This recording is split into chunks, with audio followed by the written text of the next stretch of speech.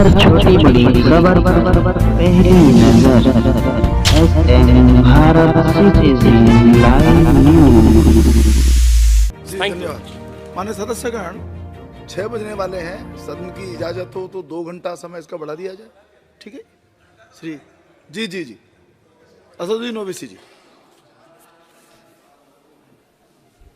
मोहतरम चेयरमैन साहब, आपका बेहद शुक्रिया कि आपने मुझे सदर जमहूरिया के खुतबे पर बोलने का मौका दिया। सर, मैं हस्ब आदत और हस्ब रिवायत इसकी मुखालिफत में खड़ा हूँ और सदर जमहूरिया के खुतबे को अगर आप देखेंगे सर, तो उसमें पूरे खुतबे में लफ्ज़ मुसलमान तो छोड़िए, लफ्ज़ अक़लियत भी इस्तेमाल नहीं हुआ है।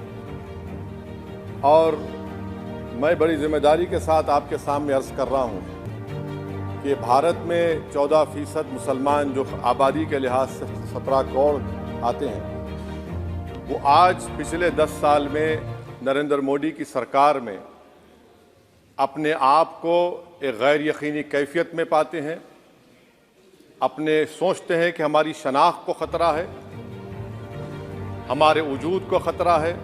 और मैं बड़ी ज़िम्मेदारी के साथ कह रहा हूँ कि जज्बात में लाए बगैर कह रहा हूँ कि आज 17 करोड़ मुसलमान अपने आप को ऐसा समझते हैं कि जिस ज़माने में हिटलर के ज़माने में यहूदी अपने आप को समझते थे।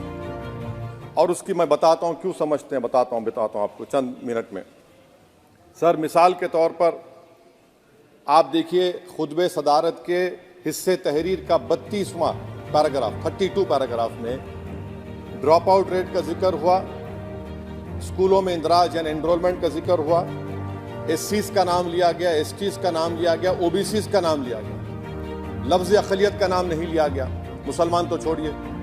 और सबसे ज़्यादा ड्रॉप आउट इस मुल्क में अगर स्कूलों में है तो मुसलमानों में है।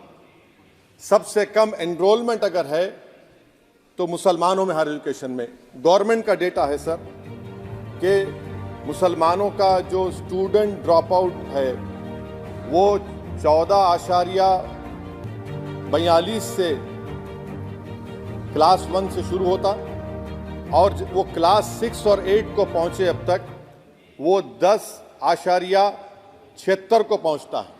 ये गवर्नमेंट का डेटा है, यानी क्लास 1 से क्लास 6 से 8 तक ये हाल है। आपने क्या किया सर इस बजट में?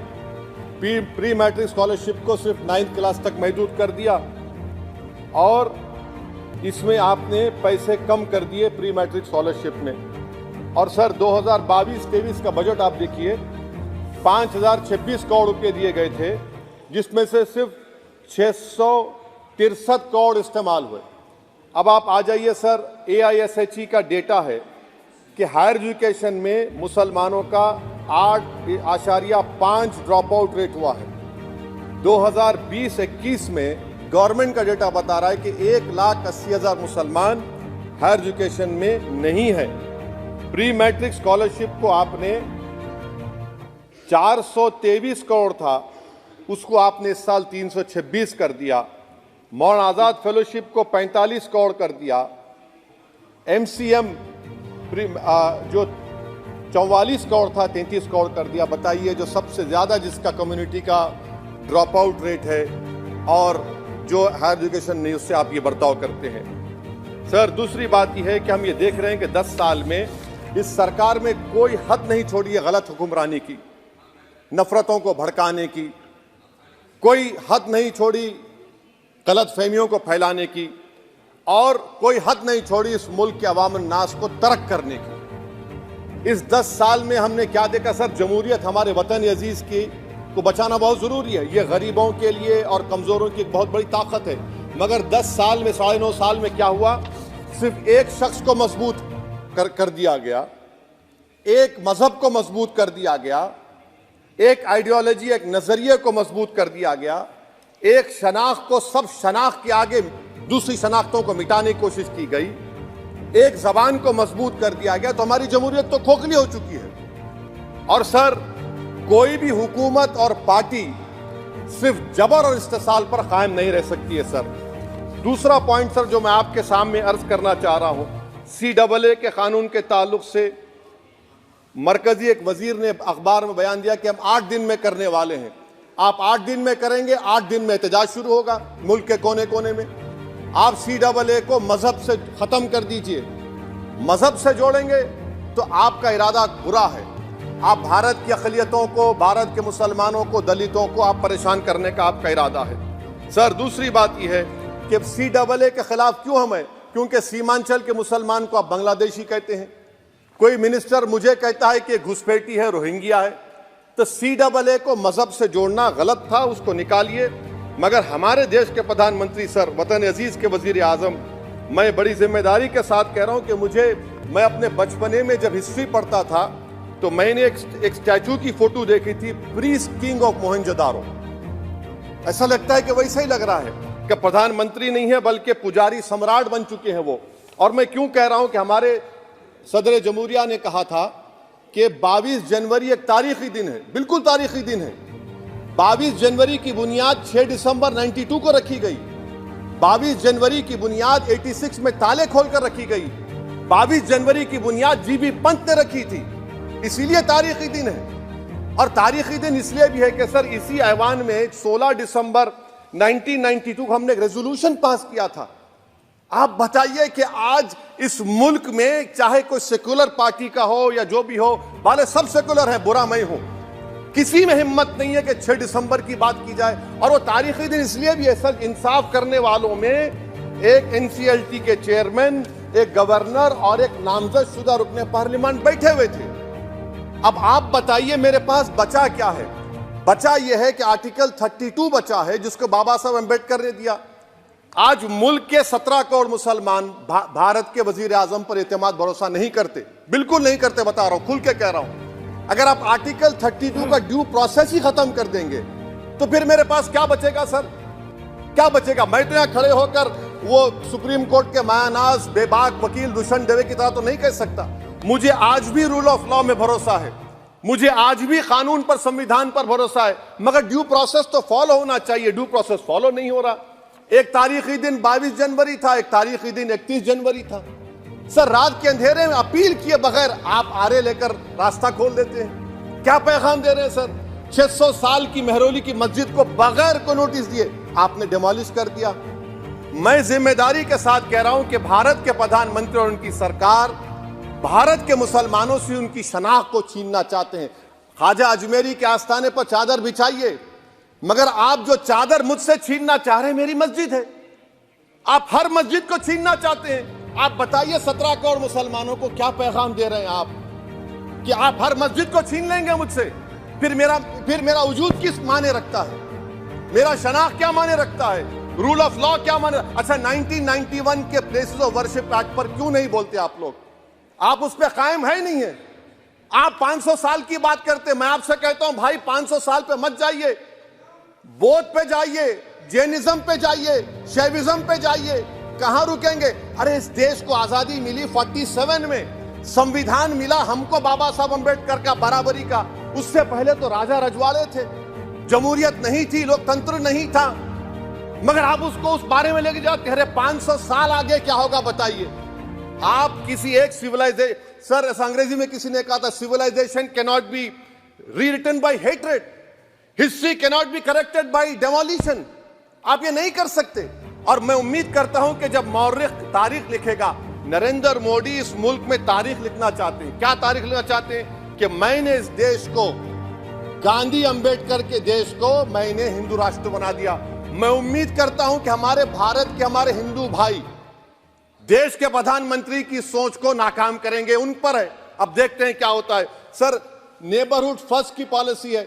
नेबरहुड फर्स्ट क्या हो रहा है सर? हम सोशल मीडिया के जरिए फॉरेन पॉलिसी चला रहे हैं। मालदीव छोटा मुल्क, वो हमको आंख दिखा रहा है, चीन की गोद में बैठ गया।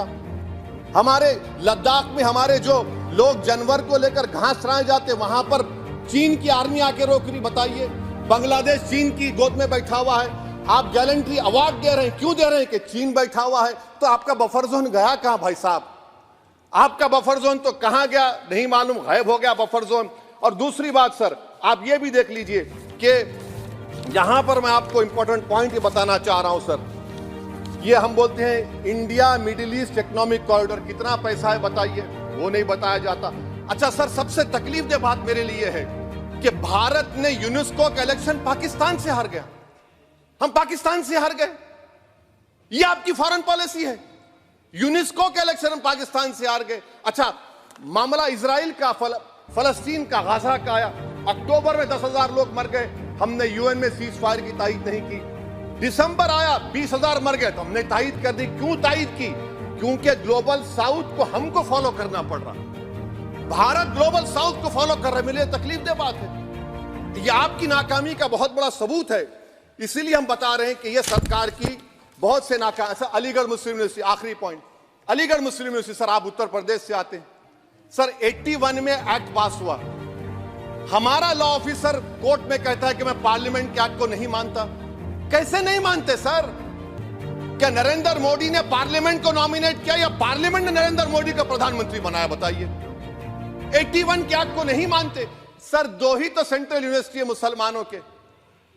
1,80,000 आप ही के सरकार के दौर में मुसलमान हायर एजुकेशन निकल गए। आप अलीगढ़ मुस्लिम से छीनना चाह रहे हैं। Theory of separation of powers में एग्जीक्यूटिव हमको डिक्टेट करेगा। मेरी आवाज तो पार्लियामेंट है, अब मेरी आवाज के खिलाफ एग्जीक्यूटिव सुप्रीम कोर्ट में बोलता है। अलीगढ़ मुस्लिम यूनिवर्सिटी से इतनी नफरत क्यों है आपको?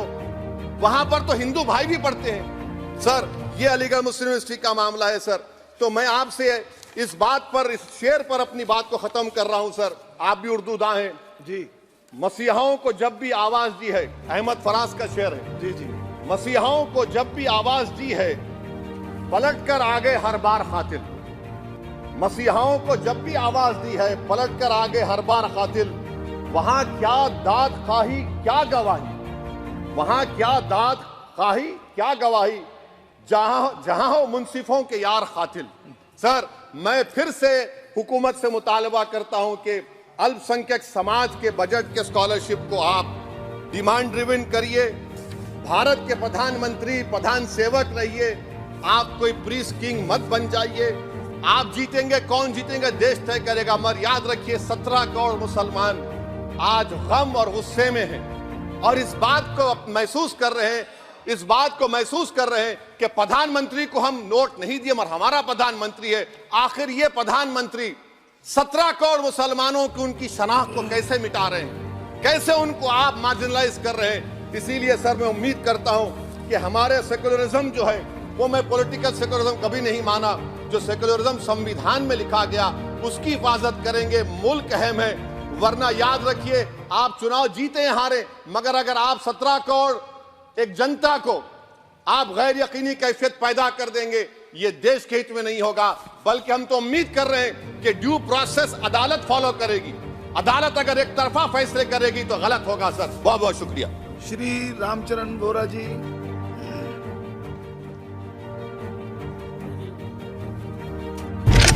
हर छोटी बड़ी खबर पहली नजर, SM Bharat citizen live news.